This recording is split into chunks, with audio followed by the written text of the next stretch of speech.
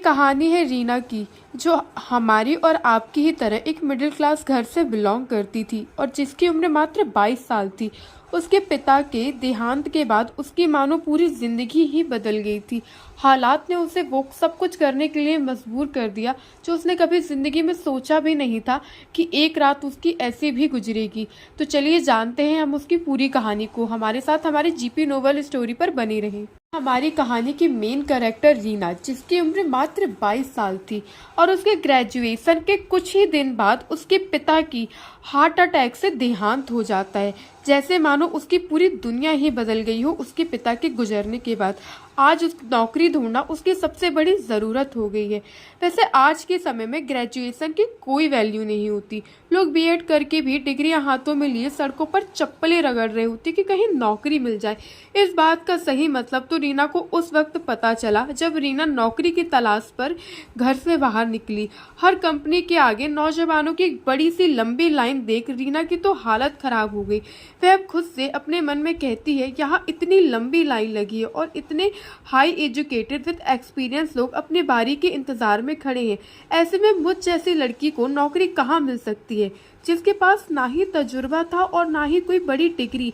पर नौकरी ढूंढना तो रीना की सबसे बड़ी ज़रूरत बन चुकी है, क्योंकि पिता का स्वर्गवास हो गया है। उसके पिता घर में अकेले ही कमाने वाले व्यक्ति थे। उसकी 2 बहनें थी, जिसमें बड़ी बहन बिन ब्याहे घर पे बैठी थी और वह ज़्यादा पढ़ी लिखी भी नहीं थी, इसलिए कमाने की जिम्मेदारी उसकी बन गई थी और घर के जिम्मेदारी भी रीना के कंधों पर आन पड़ी थी। जब रीना घर से बाहर कमाने निकली तो होश ठिकाने आ गई, क्योंकि इसके पहले वह बाहर की दुनिया से बहुत अनजान थी। वह तो बाहर की दुनिया को बहुत आसान समझती थी, पर अब उसे समझ में आया कि पापा कैसे मेहनत कर कर रोटी कमा कर लाते थे। अब उसे एहसास हुआ और बुरा भी लगा कि जब उस पापा उसकी ख्वाहिशों को पूरा नहीं कर पाते थे तो वह अपनी नाराज़गी पिता से व्यक्त करती थी, जिससे उनका चेहरा उतर जाता था। वह बड़े प्यार से ही रीना को मनाते हुए कहती कि बेटी तू फिक्र ना कर, एक दिन मैं तुम सब की सारी ख्वाहिशों को पूरा करूंगा। और वह रात दिन मेहनत करती और शायद अपनी सेहत पर ध्यान भी नहीं देते। इस वजह से ही उनकी हार्ट अटैक से मौत हो गई थी। आज जब वो नहीं है तो उनकी वैल्यू आज घर वालों को और रीना को पता चलता है कि पिता कितने अहम थे।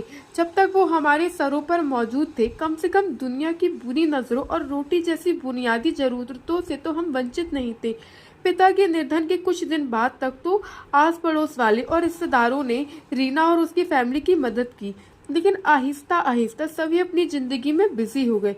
वैसे भी आज के दौर पर कौन किसका होता है, जहाँ लोग खुद का पेट नहीं पाल सकते। मजबूरन रीना को नौकरी की तलाश पर घर से निकलना ही पड़ा और धीरे धीरे उसे एहसास होने लगा कि औरत होना समाज में कितना बड़ा गुनाह है। हर जगह लोग औरत का फ़ायदा उठाने के लिए तैयार रहते हैं। कितनी मुश्किल होती है एक कमाने वाली औरत को जो घर से बाहर नौकरी की तलाश पर निकलती है या नौकरी पर जाती है। उसने हर जगह कोशिश की, पर उसे कहीं भी नौकरी नहीं मिली।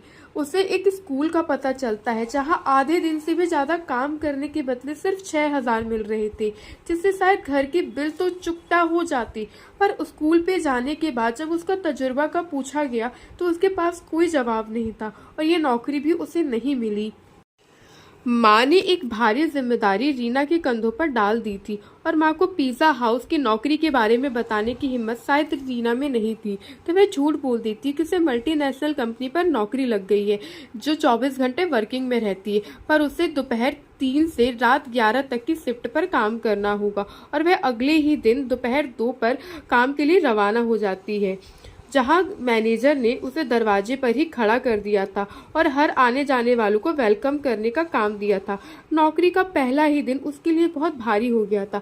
दोपहर 3 से रात 11 तक खड़े खड़े पैरों में दर्द होने लगा था और वह बसों के धक्के खाते रात 12 बजे करीब घर पहुंचती है।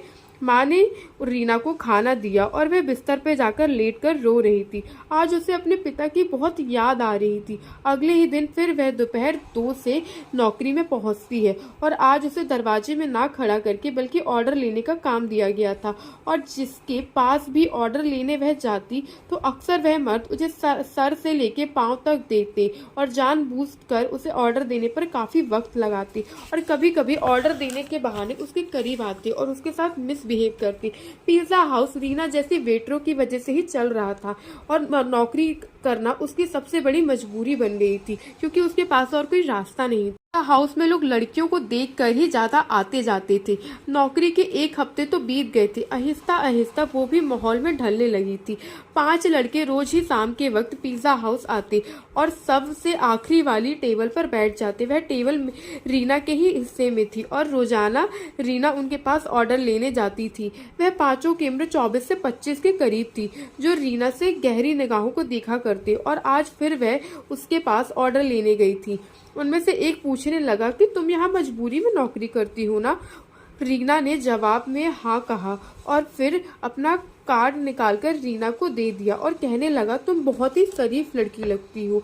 अगर कभी भी मदद की जरूरत पड़े तो याद कर लेना।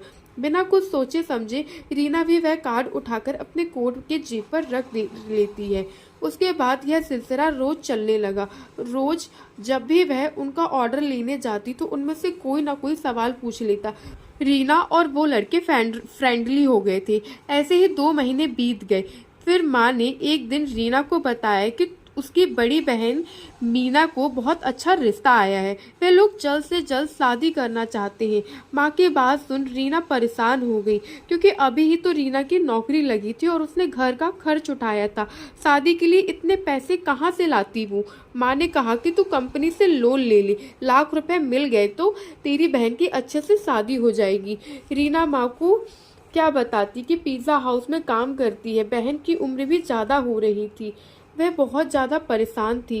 काम में भी उसका मन नहीं लग रहा था और उसके साथ साथ जो भी लोग उसके साथ काम करते उन्हें यह इस चीज़ का अंदाज़ा हो गया था। उसमें से एक लड़की उससे पूछ ही लेती है कि क्या हुआ, तू आज इतनी परेशान क्यों है? तो वह अपनी आप बीती बताती है। मुझे अपनी बड़ी बहन की शादी करनी है, पर मेरे पास बिल्कुल भी पैसे नहीं है।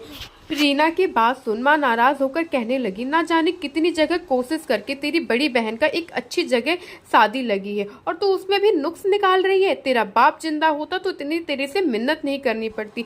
वह खुद अपनी बेटी के लिए कैसे भी करके रकम जमा कर लेता। माँ की आंखों में आंसू आ गए थे। रीना की उसकी माँ की बात सुन बहुत दिल दुखा था, पर वह सोचने लगी कि माँ ठीक ही तो कह रही है। पापा जिंदा होते तो किसी तरह पैसे जमा कर ही लेती। उसने माँ को गले लगाकर वादा किया कि वह पैसों का इंतजाम कर लेगी, पर रीना खुद भी नहीं जानती थी कि इतने सारे पैसे वे कहाँ से लाएगी। वाकई बाप का साया औलाद के लिए बहुत बड़ा आशीर्वाद होता है। वह अपनी जान पर खेल कर भी औलाद को जिंदगी के सारे सुख देता है, और रीना के लिए पिता की जगह लेना बड़ा कठिन था। हर दिन परेशानी में गुजर रहे थे। रीना ने पिज्जा हाउस के मैनेजर से भी पैसे के लिए बात की, पर वो उसे ऐसे देखने लगा कि रीना खुद शांत होकर वहां से चली गई। वो लड़के अब भी रोजाना आते थे। रीना ऑर्डर लेने गई तो उनमें से एक कहने लगा, क्या बात है, आज तो आपका चेहरा बिल्कुल नहीं उतरा हुआ है। उसकी बात सुन ना जाने क्यों रीना की आंखों में आंसू आ गए। वह बार बार पूछने लगा। ना चाहते हुए भी रीना ने अपनी मसला बता ही दिया। उसको अपना समझकर अपना दर्द बयां कर देती है, पर उसकी बात सुनकर उन लड़कों के चेहरों पर मुस्कुराहट आ गई थी और वह लड़के कहने लगे, बस इतनी छोटी सी बात के लिए आप इस कदर परेशान हैं? हमने आपको अपना कार्ड इसलिए ही तो दिया था कि कोई परेशानी हो तो आप हमें याद कर ले। रीना हैरत से उनके चेहरे देखने लगी और उन पांचों ने फौरन रीना को पैसे देने का ऑफर दे दिया, पर कहने लगे 5 लाख रुपए हम देना कोई बड़ी बात नहीं है हमारे लिए, पर आपको भी हमारे कुछ काम आना होगा। उनकी बात सुन रीना ठिठक गई कि उन लड़कों को मुझ जैसी लड़की से क्या काम हो सकता है। यह बात समझने में रीना को ज्यादा देर नहीं लगी थी। रीना ने फौरन घबरा कर कहा कि मैं एक शरीफ घराने से संबंध रखती हूँ और मैं कोई गलत काम नहीं कर सकती। वह लड़के हंसकर कहने लगे, हमने तो सिर्फ ऑफर दिया है, करना नहीं करना आपकी मर्जी है, लेकिन आज के दौर में 5 लाख रुपए आपको कोई भी नहीं देगा, चाहे वह आपका करीबी रिश्तेदार ही क्यों ना हो। बात तो उन लड़कों की भी ठीक थी, लेकिन क्या इसके लिए रीना को अपनी इज्जत गिरवी रख कर पैसे लेना ठीक था? इसलिए रीना मना कर देती है और थकी हारी वह घर में आ जाती है। घर में पहुंचते उसकी माँ ने बताया कि दीदी के ससुराल वाली 1 महीने के बाद ही शादी करने की बात कर रही है और दीदी के साथ साथ वह छोटी को भी अपने छोटे लड़के के साथ शादी कराना चाहते हैं। इसी तरह एक खर्चे में दोनों शादियां हो जाएंगी। छोटी की रिश्ते की बात सुन रीना जितना खुश हो गई थी उतना परेशान थी कि 1 महीने का वक्त सुन परेशानी उसकी और भी ज्यादा बढ़ गई थी कि वह इतने पैसों का इंतजाम कहाँ से करेगी। और घर पर सब रीना से उम्मीदें बांधकर बैठे थे। रीना भी जब एक नज़र अपनी बड़ी बहन को देखती है तो उसे भी बहुत दया आ जाती है कि इतने दिनों के बाद उसकी बड़ी बहन के चेहरे पर इतनी मुस्कान आई थी और सब इतने खुश थे। पर रीना उसकी बहन के ससुराल वालों से मिली थी, वह लोग वाकई में अच्छे लोग थे। पर आज के दौर में सादगी और बगैर दहेज के कौन दुल्हन विदा करवाता है। वह भी इसी समाज का हिस्सा थी। वह अपनी बहनों की खुशी को हमेशा कायम देखना चाहती थी। उसने माँ से शादी की तारीख पक्की करने को कह दिया। पैसों का इंतजाम हो जाएगा। रीना ने इस चीज की माँ को सद्भावना दी। यह बात सुनकर घर में तो खुशी की लहर दौड़ गई थी, मगर सब इस बात से अनजान थे कि उनकी यह खुशी रीना की अपनी आबरू की बर्बादी के बदले हासिल होने वाली थी। अगले ही दिन रीना ने उन लड़कों का ऑफर ले लिया था। वह लड़के भी मुस्कुराकर कहने लगे, हम जानते थे कि आप जरूर मान जाएंगी। और वह पांचों एक रात के लिए रीना को अपने साथ ले जाने की बात करते हैं। रीना ने घर पर ऑफिस में एक्स्ट्रा काम करने को बताया। उसकी माँ ने पैसे का सुनकर मान जाती है और रीना को रात रुकने की इजाजत भी दे देती है। रीना पिज्जा हाउस से छुट्टी होने के बाद उन पांचों लड़कों के साथ चली गई। उन पांचों ने उसे अपनी दरिंदगी का निशाना बना डाला, मगर वह लोग इस बात से अनजान थे कि उन्हें यह खुशी अपनी ही बेटी की आबरू की बर्बादी के बदले हासिल होने वाली थी। अगले ही दिन रीना ने लड़कों का ऑफर ले लिया। वो लड़के भी मुस्कुराकर कहने लगे, हम जानते थे कि आप जरूर मान जाएंगी। और वह पांचों एक रात के लिए रीना को अपने साथ ले जाने की बात कही। रीना ने घर पर बताया कि ऑफिस से लोन लिया है तो उसके लिए साल के आखिरी दिन रात रुकना पड़ेगा, तभी वो लोग पैसा देंगे। रीना की माँ पैसों की बात सुन रात रुकने की इजाजत रीना को दे देती है और रीना पिज्जा हाउस से छुट्टी के बाद सीधा उन लड़कों के साथ चली गई। उन पांचों लड़कों ने उसे अपनी दरिंदगी का निशाना बना डाला था और जब पांचों लड़कों ने उसके जिस्म से अपनी हवस पूरी कर ली तो अचानक उनका छठा दोस्त भी आ गया। मगर वह जैसे ही कमरे के अंदर आया तो उसकी चीखें निकल गई, क्योंकि हालात इंसान को वह सब करने पर मजबूर कर देते हैं जिसके बारे में उसने कभी सोचा भी नहीं होता, या तो कहे कभी कभी जरूरत से ज्यादा ख्वाहिशें इंसान को खत्म कर देती हैं। और रीना के साथ भी वही हुआ। रीना भी कभी ना खत्म होने वाली ख्वाहिशों के सफर पर निकल पड़ी थी। रात 12 बजे से रीना उस छोटे से कमरे पर बिस्तर पर पड़ी थी और एक के बाद एक दूसरे लड़कों ने उसे नोच डाला था। दर्द अपनी इंतहा पर था, लेकिन यह सब रीना ने खुद से अपनाया था। ना ही उस लड़की को अपने कपड़ों का होश था और ना ही जिस्म में उठने वाले दर्द भरी लहर का। दो ही लड़कों ने उसकी ऐसी हालत कर दी थी, इतना सारा तन उसका जख्मी हो गया था। यह सोचकर ही आत्मा कांप उठती है कि 3 लड़के अभी और बाकी थे अपनी हवस पूरी करने के लिए। रीना ने कभी सोचा नहीं था कि उसकी जिंदगी की एक रात ऐसी भी आएगी। ये सब उसके घर वालों की जिम्मेदारी और ख्वाहिशों की वजह से हो रहा था। रीना को इस रास्ते पर ले आई थी और पांचों लड़के सेहतमंद तंदुरुस्त नौजवान थे जिन्होंने उसको अपनी हवस का निशाना बनाया था। ये पहली दफा था जब रीना को किसी मर्द ने छुआ था। दूसरे लड़के के निकलते ही तीसरा लड़का भी कमरे के अंदर चला आया। रीना ने गहरी सांस ली और थोड़ा वक्त मांगा, लेकिन वह कहने लगा, इतना वक्त नहीं है मेरे पास, बाहर उसके और भी दोस्त इंतजार में बैठे हैं। उसकी बात सुन रीना की आंखों में आंसू बहने लगे, पर उस लड़के ने इस सब को नजरअंदाज कर अपनी शिद्दत पूरी करने लगा, क्योंकि उसे उससे कोई फर्क नहीं पड़ता था। बेचारी रीना के बेदुरू की शक्ति खत्म हो रही थी और वह बार बार उसे दूर करती और वह पास आ जाता, हावी होने लगता। 1 घंटे बाद जब वह गया तो रीना का शरीर जख्म से भरा था। तीसरे लड़के ने तो हद से ज्यादा उसे जख्मी कर दिया, जगह जगह दांतों का निशान बना डाला। उन लड़कों को जरा भी रहम नहीं आया, और आता भी क्यों, बड़ी रकम देकर एक रात के लिए उसे खरीदा जो था, तो उनके अंदर कहाँ इंसानियत बाकी थी। वह तो अपना हिस्सा वसूल कर रहे थे। रीना की हालत बहुत खराब हो गई थी। रीना के शरीर पर अब तकलीफ सहन और दर्द सहने की क्षमता तक खत्म हो गई थी। उसकी आंखें बंद हो गई थी।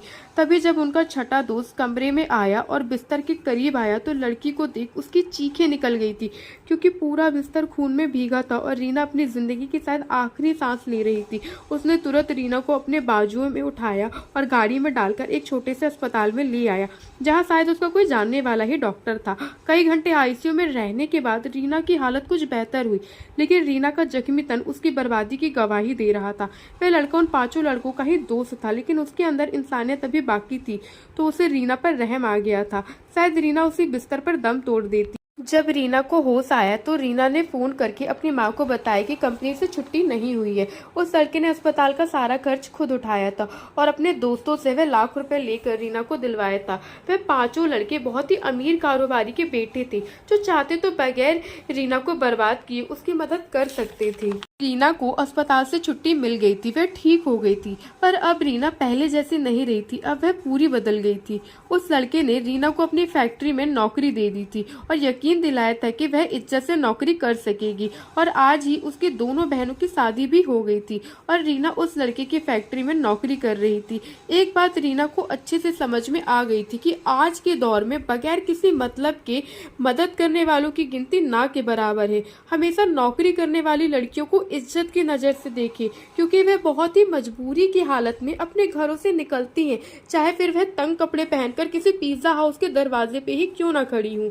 दोस्तों, अगर आपको कहानी पसंद आई हो तो लाइक, कमेंट और सब्सक्राइब जरूर करें।